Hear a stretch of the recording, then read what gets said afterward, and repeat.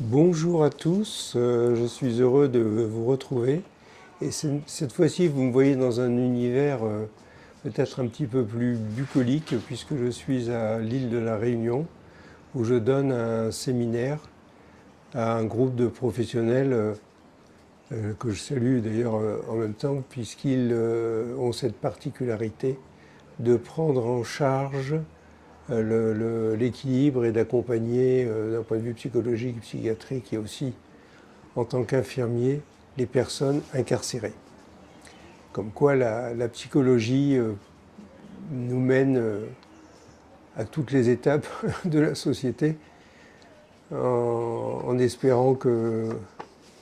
pour la plupart d'entre nous, nous éviterons celle-ci. Alors aujourd'hui, je voudrais faire une courte vidéo pour peut-être aborder un sujet qui préoccupe beaucoup de personnes, et que nous rencontrons très souvent dans nos cabinets, qui est celui de sexualité et conjugalité. Et je voudrais l'aborder sur la, la, le point de vue du psychothérapeute de couple, et bien sûr, non pas sur celui du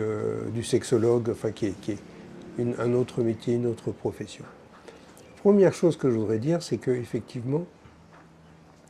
c'est pas vraiment un scoop, mais c'est que la sexualité fait partie intégrante de la relation, même si on pourrait dissocier sexualité et reproduction, sexualité et plaisir peut-être, et sexualité et même conjugalité. En effet, certains couples n'ont pas de sexualité, c'est-à-dire de sexualité avec pénétration, impliquant si je puis dire, leurs organes génitaux externes. D'autres s'accommodent de caresses, certains même uniquement de tendresse, et d'autres couples ont complètement évacué cette dimension. À l'opposé, il y a j'ai parmi les personnes que j'accompagne des patients pour qui forcément sexualité est dans sa partie la plus,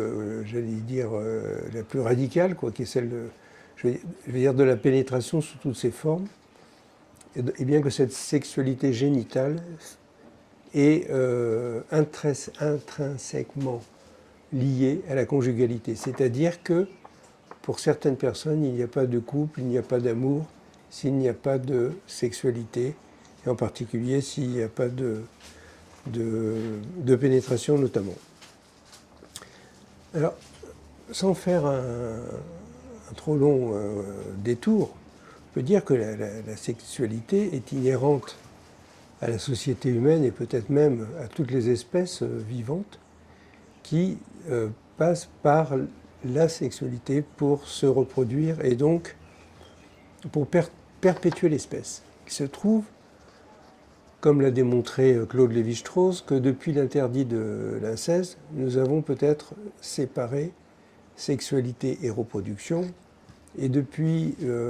quelques dizaines d'années, finalement un temps extrêmement court, au regard de la vie humaine, et je fais ici référence aux découvertes sur toutes les possibilités de contraception et de contrôle des naissances, en particulier avec l'arrivée de la pilule anticonceptionnelle, qui a été un formidable pas en avant pour dissocier sexualité et reproduction et pour permettre en particulier aux femmes de pouvoir choisir. Là, je vous renvoie aussi bien à Simone de Beauvoir, à Madame Badinter et à bien d'autres personnes qui ont pu accompagner ce mouvement où les femmes ont pu choisir avec qui elles voulaient avoir des enfants ou pas et avec qui elles souhaitaient partager du plaisir sexuel. Alors maintenant, je voudrais avancer encore un petit peu plus et peut-être reprendre ce qui revient souvent dans nos cabinets autour de ces questions, en particulier la question de la frustration. Donc certaines personnes, alors, chacun dira peut-être un peu plus souvent les hommes, peut-être parce qu'ils ont la possibilité de l'exprimer, mais je peux vous assurer que j'ai autant de femmes que d'hommes qui se plaignent la pauvreté de leurs échanges, des échanges qu'elles peuvent avoir avec leurs partenaires. Donc des personnes qui sont complètement envahies par cette frustration, et d'autres, j'utilise à bon escient le terme envahies par le désir de l'autre. Un peu comme si les deux êtres pris dans cette interaction ne pouvaient que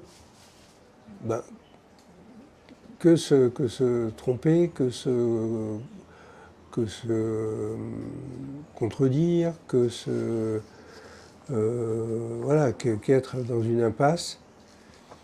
et impasse dans laquelle ils ne peuvent sortir. En effet, plus l'un des deux partenaires est en demande, plus l'autre est envahi par cette demande, plus le second est envahi par cette demande, plus il ne peut que refuser l'invitation du premier,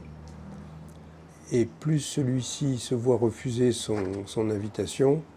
et plus donc il se sent frustré du contexte dans lequel il est avec son ou avec sa partenaire. Donc il y a une espèce de rendez-vous manqué qui se passe entre les personnes qui se sentent frustrées au sein du couple et celles au contraire qui se sentent envahies par le désir de l'autre au point de ne pas pouvoir avancer. Alors la première chose que je voudrais dire, et qui n'est peut-être pas souvent dite à cet égard, c'est que pour entretenir le désir chez l'autre, il est nécessaire de maintenir une certaine frustration. En effet, on désire avant tout, et surtout, je veux dire, et au plus fort, ce que nous n'avons pas. C'est-à-dire que c'est la frustration d'un manque, le manque du manque, enfin plutôt le manque, tout court, pas le manque du manque. Le manque du manque, c'est une autre question. Le manque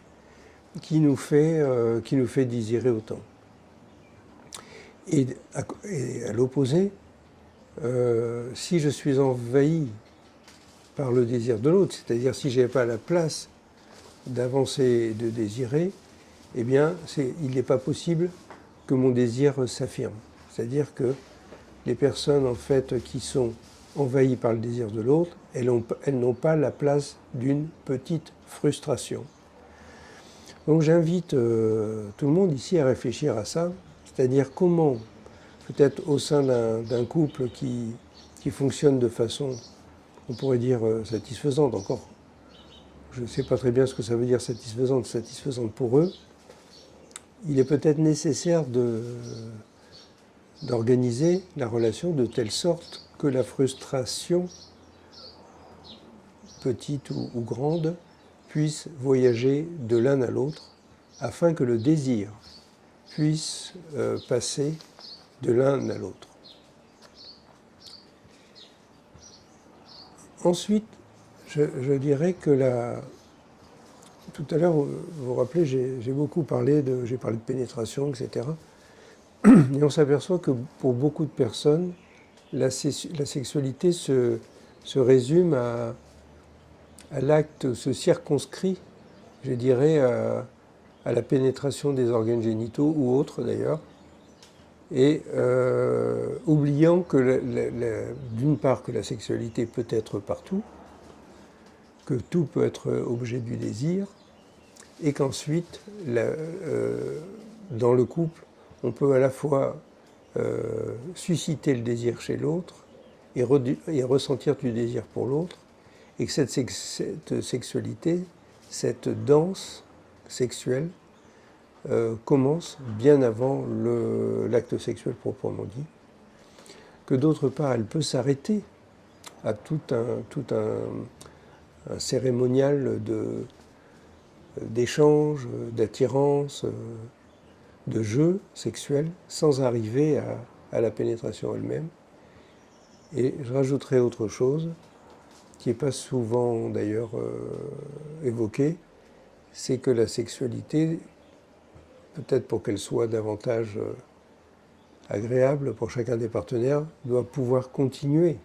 au-delà de l'acte sexuel lui-même. C'est-à-dire que, en fait, elle commence bien avant l'acte sexuel lui-même et elle finit bien après. On pourrait même penser que tout au long d'une journée, tout au long d'une séquence relationnelle entre les deux conjoints, ils peuvent sexualiser, ils peuvent remplir de désir leur relation du quotidien, et que c'est peut-être ça qui amènera la sexualité dans son développement final, et qui l'accompagnera. Voilà, je vous remercie. Donc si cette vidéo vous a plu, n'oubliez pas de mettre un petit like, de vous abonner et puis aussi de poser des questions. À bientôt.